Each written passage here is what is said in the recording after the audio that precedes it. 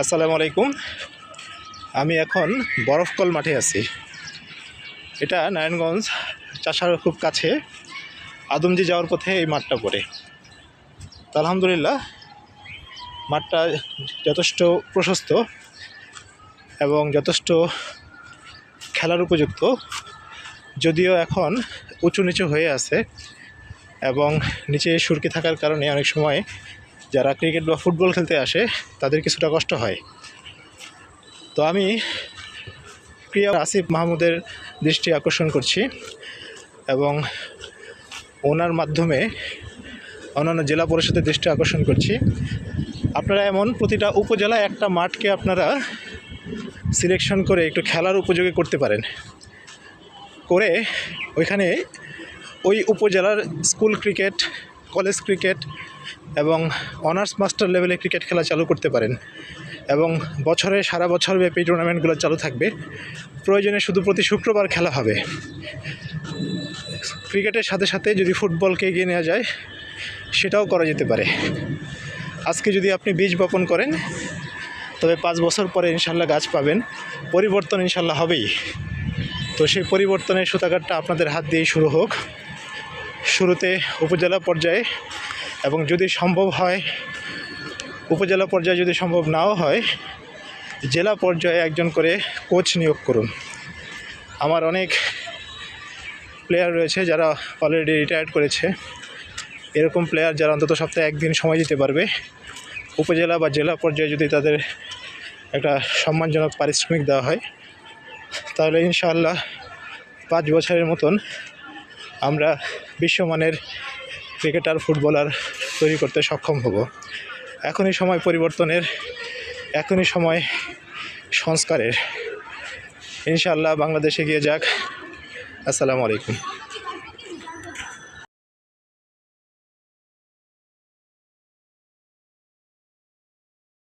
বর্তমান যারা উপদেষ্টা মণ্ডলীতে আছেন এবং খেলার দায়িত্বে যারা আছেন তারা এই কাজটি শুরু করে যেতে পারেন এবং ভবিষ্যৎ নির্বাচন পরবর্তী যে সরকারি আসুক, আমরা দেশপ্রেমে উদ্বুদ্ধ হয়ে দেশকে বিশ্ববাসীর কাছে এগিয়ে নেওয়ার জন্য ইনশাল্লাহ এই স্কুল ক্রিকেট, কলেজ ক্রিকেট বা ভার্সিটি ক্রিকেট এগুলোকে চালু রাখবো এবং সেখান থেকে বাছাই করা প্লেয়ারগুলোকে আমাদের যে অনূর্ধ্ব 13, অনূর্ধ্ব 17, অনূর্ধ্ব 19 বা অনূর্ধ্ব 21 সেগুলা এবং হাই পারফরমেন্স যেগুলো আছে সেগুলো পাঠাতে পারি।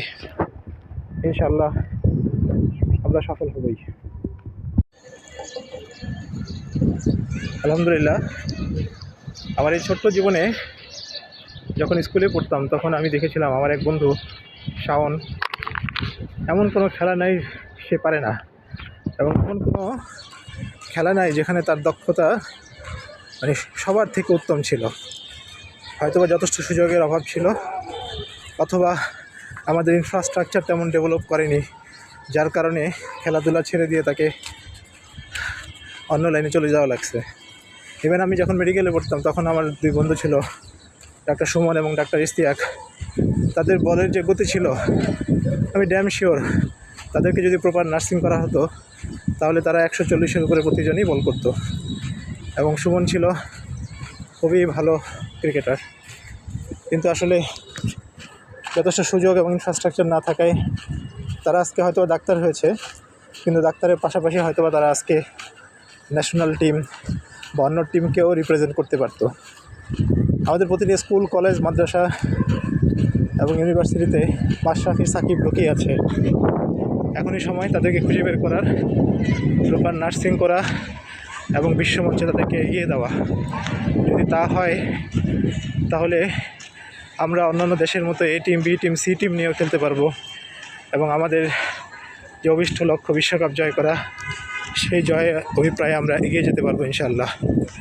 বাকিটা যারা ক্ষমতাবান তাদের ক্ষমতার ব্যবহার যদি ভালো কাজে করতে পারেন ইনশাআল্লাহ দেশ এগিয়ে যাবে।